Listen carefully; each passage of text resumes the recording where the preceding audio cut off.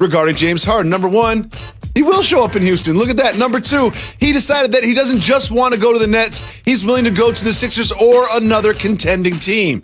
Jalen, what do you think about a potential deal from the Sixers that involves Ben Simmons and maybe some draft picks or another piece for James Harden?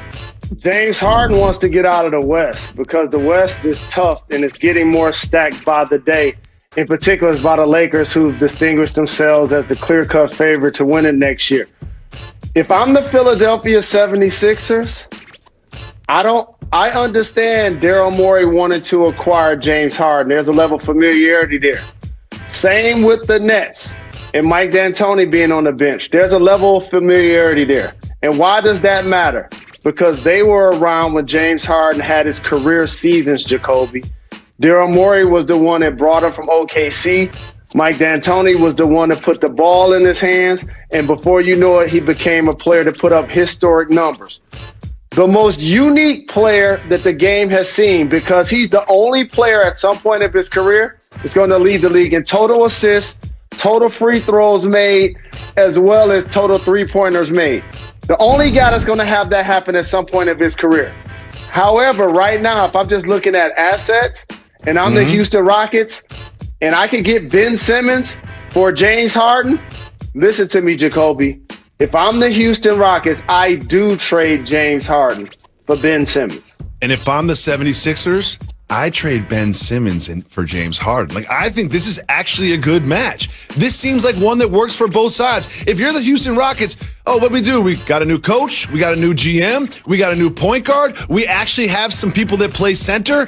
We're changing everything. Let's get out with the old and in with the new and bring in Ben Simmons. If you're trading James Harden, who scores more points than everybody else in the league, who is an MVP candidate, who is a scoring leader, if you're trading him, you want something back.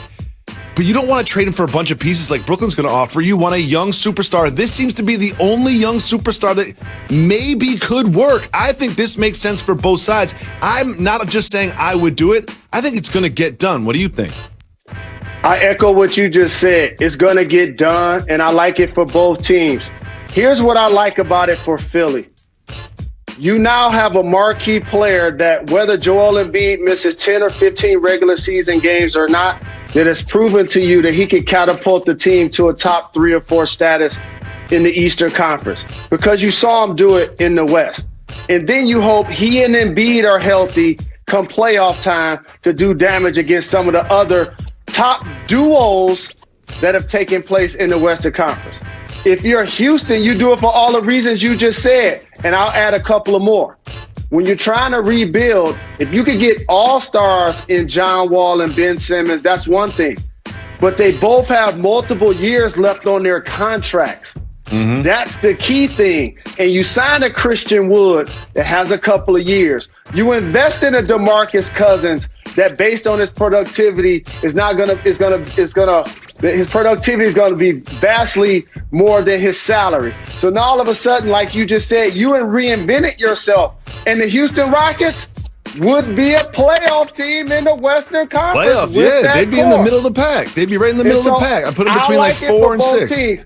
But again, here's why also that familiarity is important to James Harden. Daryl Morey had a sense of power with Morey, and that's what a great player like James should have. He had his ear, and he was there every time they made a deal. Mike D'Antoni, 7 seconds or less, he allowed James Harden to shoot double-figure three-pointers in the game. Each of those guys have a fatal flaw. Ben Simmons doesn't shoot outside of the paint. Harden doesn't really defend. And Embiid can't really stay healthy. So this is where you see like all NBA caliber players, not necessarily that superstar level player, which is why I like this deal for both teams and what each can get accomplished if they make this happen. And one of the reasons I like this deal is there's so many duos in the NBA. And what do I like? I like complementary duos. John Wall and James Harden aren't necessarily a complementary duo. Ben Simmons and Joel Embiid, we've seen it year after year after year. But if you trade those two, Wall and Simmons make a lot more sense than Wall and Harden. And listen, Harden and Embiid, while not a perfect match, make a lot more sense than Simmons and Embiid. I think this is a good deal. And if I am Raphael Stone and Daryl Morey calls, he can't even say the word Joel on me before I hang up. Because this is not an Embiid for Harden type of thing. I want Simmons and a piece or nothing. I think the deal gets done. Remember, you heard it first, Jalen and Jacoby. Moving on to the game last night, the Tuesday night game in the NFL, and it was the return of Lamar Jackson. Obviously, the Ravens won, but what did you see from Lamar's performance that you liked? Lamar's one of those players, when I watch him play, Jacoby, and he eludes defenders. Like Deion Sanders as a kick returner and a punt returner gave me this. It just, he looks sweet out there. You know what I mean? He got the ball in one hand. He's switching to the other hand. He out there spinning. He hit the line of scrimmage like a young O.J. Simpson, and he's gone. Like, he's looking left, he's looking right. He had 3 total touchdowns. It was good to see him returning from COVID and being a productive player. Now, for the Ravens, their character and identity is running the football on offense, but physicality on defense. That's what's going to have to improve if they're going to catapult themselves back into contention status in the AFC.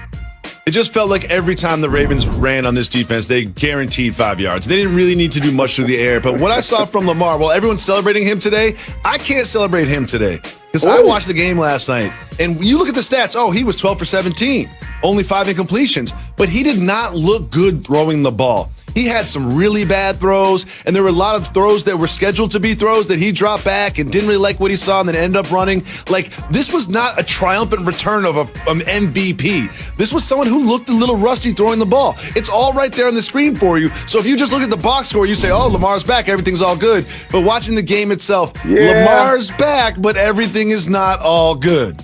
Yeah, I understand what you're saying about his passes. He hit Hollywood for a touchdown, but he's playing without a security blanket. He's playing without a security blanket, Andrews. He's normally out there over the middle for him to hit as well. So I agree with you. The passing game must improve for Lamar.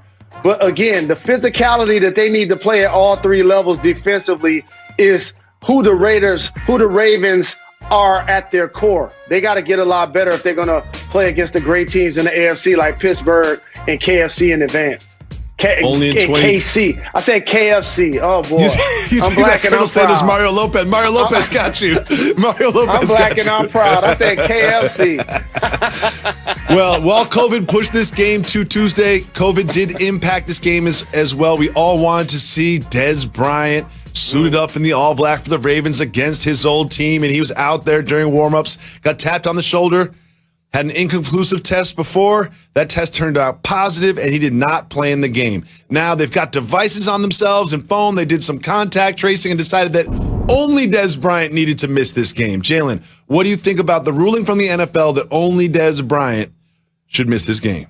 I blame the NFL because you need to make sure that each player has tested, exited protocol before you allow them to put on uniforms and get on the field. If that's the case, they should have officials at every game. By the way, how many games were played last night? Only one. Only one. They could have had some officials at the game. We've seen over the last couple of weeks the Ravens have multiple positive tests, players in and out of the lineup, players that missed last night's game. You would have thought as a league, almost similar to what I see with the concussion protocol, they're just not as direct as they need to be as it relates to instituting these rules that they say are important, but yet you allow Dez to get out on the field, shake hands and kiss babies, and then you pull him off the field when you realize that his test was something that allowed him not to be on the field. I felt so bad for him. Obviously, he felt well physically, but we all know this is a virus that can often impact people without impacting them with symptoms. I feel bad for him, and he said he was going to drink wine and cope, but there was nothing more 2020 than drinking wine and coping. We've all been there. Well, Jalen, something happened in the NFL that is really bothering me. Doug Peterson's trying to assassinate a Jalen. Doug Peterson has announced that Jalen Hurts is going to be the starter for the Eagles. I don't think this is a good idea. And I know there are so many ex-football players and so many analysts I listen to that say Jalen Hurts gives them a better chance to win. I think this is a terrible idea. And let me tell you why. They're not just playing anybody. They're playing arguably the best defense in the NFL. Rookie quarterback with 1 week to prepare. Didn't look great last week, to be honest with you. The Saints are 3rd in the NFL with sacks. 2nd fewest rushing yards against them. 2nd in opponent's completion percentage. 3rd in the NFL with picks. Jalen, what do you expect to happen on Sunday? We have a show on Monday. Do you think we're going to show up on Monday and say, oh, look at Jalen Hurts, 4 touchdowns, ran for 100 yards, shredded the Saints defense, future superstar? We know that's not what's going to happen. What's going to happen is he's going to get sacked, he's going to get beat up, he's going to get tricked by the defense, he's going to throw a couple picks, and he's probably going to get pulled for Carson Wentz at some point in this game. I think this is a terrible idea by the Eagles. Convince me I'm wrong, Jalen. Tell me where I'm wrong. Never underestimate the power of a Jalen, Jacoby. As a matter of fact, you saw Hurt the Rieger in the end zone make that connection this past weekend. Here's what's really happening.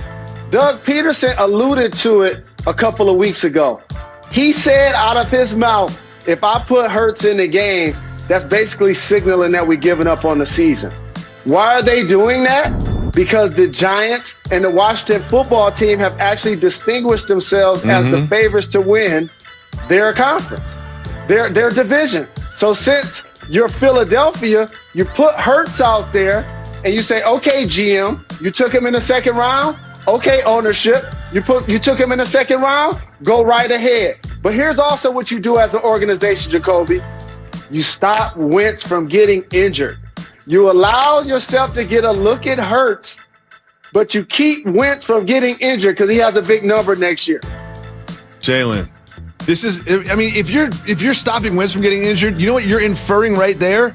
That you're going to get Hurts hurt. Like, I hate the idea of a rookie quarterback making his first start against the best defense in the NFL that sacks the quarterback, pressures the quarterback, fools the quarterback, forces interceptions, doesn't let you run the ball either, so you can't rely on that. Like, I'm genuinely concerned for him, and not just the impact this game will have on him physically, but mentally. I promise you, on Monday, we're going to talk about this game, and it's not going to be pretty for Jalen Hurts. If Jalen Hurts throws 3 touchdowns and runs for 1 and beats the Saints, I'll do 50 push-ups in a row on the show. It's never going to happen. You know it ain't going to happen. I got a question for you. Who has more passing yards, Taysom Hill or Jalen Hurts? Say it again, please. Your over-under bet. Here's your prop bet, everybody out there. Who has more passing yards, Taysom Hill or Jalen Hurts this weekend?